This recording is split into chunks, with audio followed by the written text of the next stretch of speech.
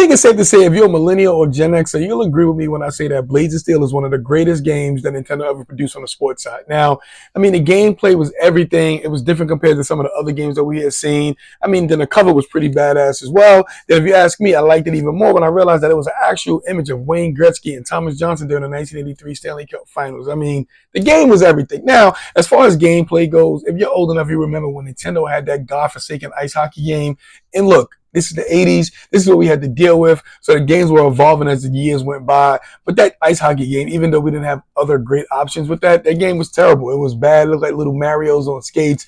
It just really wasn't any fun gameplay. And then Blades of Steel came along, and it just kind of changed the game for that time, right? The gameplay was a lot smoother. You know, you didn't really have a lot of teams. You only had 8 teams. You could play exhibition or tournament, junior, college, or pro, you know, but it just had some cool graphics and some cool animation for the time, right? You look at, you score a goal, you get to celebrate with your team, you get to see the crowd in the background. They didn't really have that on the ice hockey for NES, right? Like, this is NES as well, but you get what I'm trying to say. The NES version wasn't the same. You know, you got a chance to have fights. The gameplay was smoother. You could do a lot more. It was just everything. And that was like the biggest thing with this game. You get to fight. I mean, that was my favorite part of the game, right? Like, I wasn't a diehard hockey fan and knew the rules inside and out, but, you know, getting this game was a bonus, and you getting to fight was an added bonus. So one of my all-time favorite games from the 80s, one of those games I had to show love to and pay homage to. Again, wasn't the biggest hockey fan as a kid, but this game was definitely one of my favorites. Let me know where you rank this.